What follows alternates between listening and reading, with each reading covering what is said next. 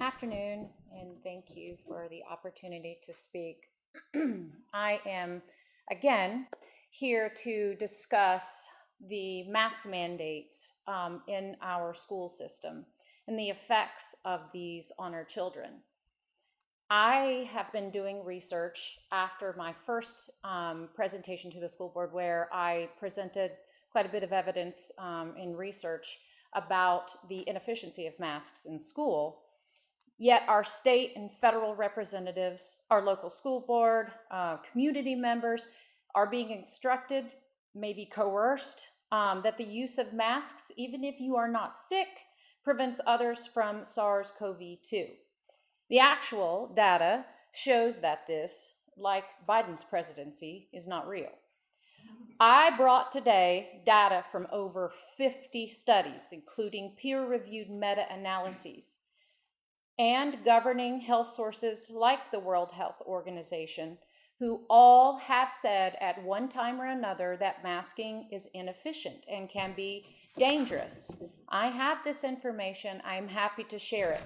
Just one of these, an embarrassing number for you, 47 studies confirm the ineffectiveness of masking for COVID and the negative health effects, especially on children.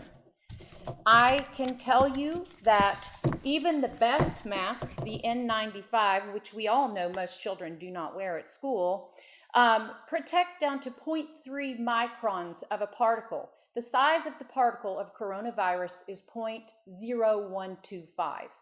Even the N95 mask is completely inefficient. In addition, surgical masks allow filtration up to 44% into faces and around the sides of faces. Cloth masks have been said in many studies are completely inefficient. Turns out most of our kids are wearing cloth masks because they're trying to come to school in something that feels comfortable.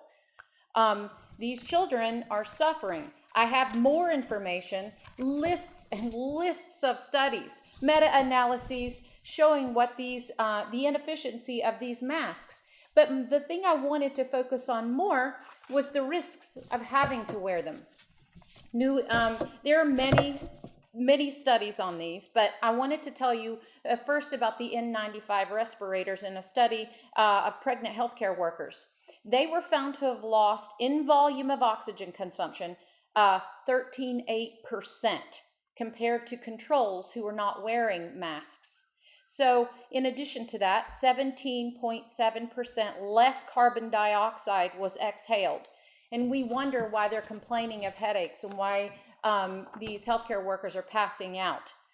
Various respiratory pathogens were found on the surface of used medical masks. We know that kids are not going to go home, change out a mask, pick up a new one every day. One, it's expensive and the parent's not going to allow it. Most of the time they're wearing something that represents something that they care about so that they have a little bit of personalization still in their life, and they're getting washed, finding that these are being more inefficient during this time. Some of the things that are going on for the children are headaches, again, the lack of the expelling of carbon dioxide, the new maskne that all children talk about, including my own, more bacteria, candida in the mouth, more frequent issues with kids' teeth. The CDC at one time even echoed concerns that saying, quote, available evidence shows that cloth masks may even increase the infection due to moisture in them. I have these studies. I'm happy to share them. And I wanted to let you know that parents and children have had enough. A beautiful 16-year-old stepped into her school without a mask on recently. And after locking down the school called the police and had this child arrested. This girl was arrested for being brave. There are now lawsuits in New York, Tennessee, Pennsylvania, and other schools. I anticipate one here in Virginia, and I will be the first to sign up on that when we do.